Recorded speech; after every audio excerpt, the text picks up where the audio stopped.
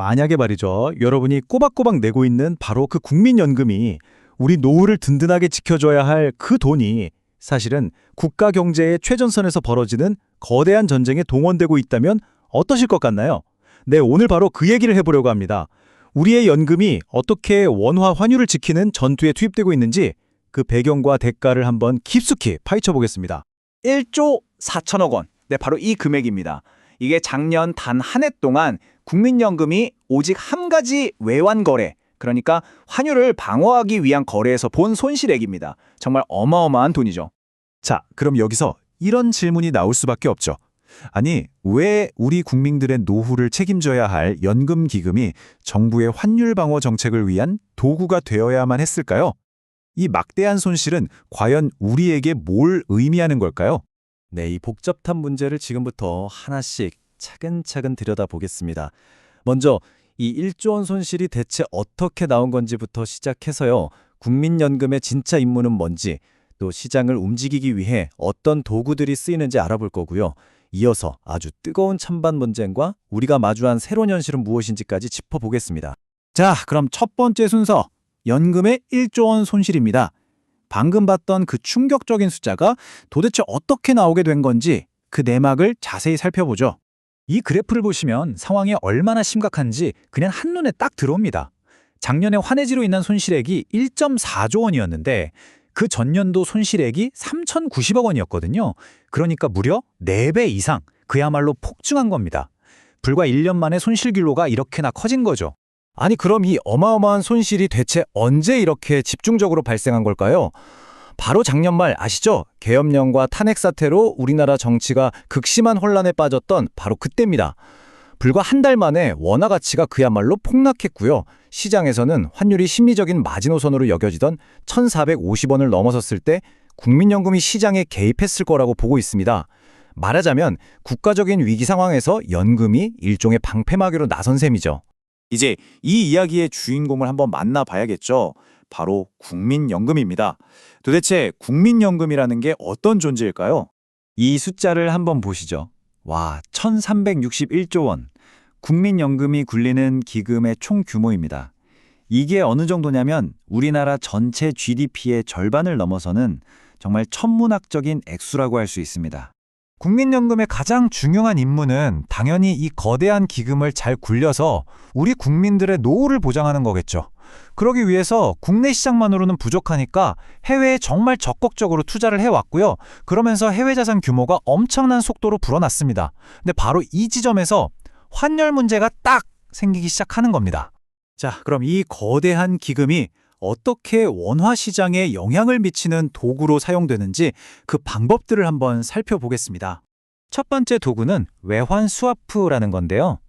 이건 비교적 논란이 좀 적은 방식이에요. 쉽게 말해서 국민연금이 해외 투자를 하려면 달러가 필요하잖아요. 이걸 외환 시장에서 막 사들이는 게 아니라 중앙은행인 한국은행 금고에서 직접 빌려 쓰는 겁니다. 이렇게 하면 시장에서 달러를 사려는 수요가 줄어드니까 환율이 오르는 걸 막는 효과가 있겠죠. 그리고 두 번째, 바로 이 논란의 중심에 있는 환해지입니다.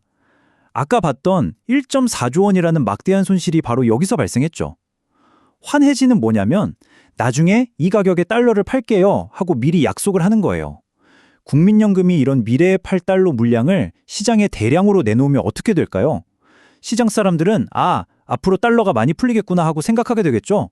그럼 자연스럽게 달러 가치가 떨어질 거란 기대가 생기면서 지금 당장 치솟고 있는 환율도 좀 진정되는 효과가 나타나는 겁니다. 그러니까 여기서 국민연금의 근본적인 딜레마가 딱 보이는 거예요. 원래 국민연금의 기본 원칙은 100% 환오픈이었습니다. 말 그대로 환율 변동이라는 비를 우산 없이 그냥 맞는 전략이에요. 왜냐, 원화 가치가 떨어지면, 즉 환율이 오르면 오히려 해외 자산 가치가 올라가서 이익을 보거든요. 그런데 지금은 전략적 환해지라는 이름으로 환율 방어를 위해 최대 15%까지 개입할 수 있는 임시 조치가 시행되고 있는 거죠.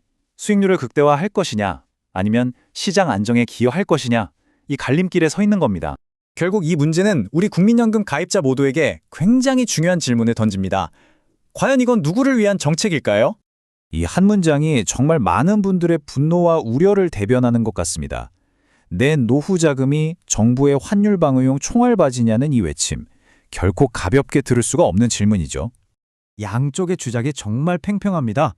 정부 입장은 이렇습니다. 국민연금이 시장 전체를 위한 방파제 역할을 하는 거다. 국가의 외환보유고를 쓰지 않고도 시장을 안정시키니 모두에게 좋은 윈윈 전략이다 라고요. 반면에 비판하는 쪽에서는 이건 연금의 독립성을 심각하게 훼손하는 거고 장기적인 수익률을 갉아먹는 행위다. 그리고 한국 경제의 진짜 문제를 그냥 임시방편으로 덮는 것에 불과하다고 맞서고 있습니다. 자, 근데 여기서 우리가 꼭 짚고 넘어가야 할 중요한 사실들이 몇 가지 있습니다. 놀랍게도요, 국민연금 내부 연구에서조차 장기적으로는 환해지를 아예 안 하는 게, 즉 0%가 수익률에 가장 좋다는 결론을 낸 적이 있어요. 게다가 최근 정부는 연금 운용 원칙을 얘기하면서 독립성과 지속 가능성이라는 아주 핵심적인 단어를 쏙 뺐습니다. 그리고 임시조치라던 이 정책은 벌써 1년 더 연장됐죠. 비판하는 사람들이 우려하는 근거가 바로 이런 데 있는 겁니다. 그럼 마지막으로 이 모든 상황이 앞으로 우리에게 어떤 의미를 갖는지 미래를 한번 전망해 보겠습니다. 이제는 현실을 좀 직시해야 할 때인 것 같습니다. 많은 전문가들이 1달러 이퀄 1,400원 시대가 그냥 잠깐 스쳐 지나가는 현상이 아니라 앞으로 우리가 계속 마주해야 할 뉴노멀, 즉 새로운 표준이 될 거라고 경고하고 있거든요. 이건 국민연금의 역할에 대한 이 뜨거운 논쟁 역시 앞으로도 계속될 거라는 걸 의미하겠죠. 결국 이 모든 이야기는 우리에게 아주 근본적인 질문 하나를 던집니다. 당신의 노후 자금은 오직 당신의 미래만을 위해 존재해야 할까요? 아니면 국가 전체의 안정을 위해 때로는 총알바지가 되어야 하는 일종의 공공재일까요? 이 질문의 정답은 없을지도 모릅니다. 하지만 1조 4천억 원이라는 이 막대한 대가는 우리가 이 질문에 대한 답을 더 이상 미룰 수 없다는 걸 분명하게 보여주고 있습니다.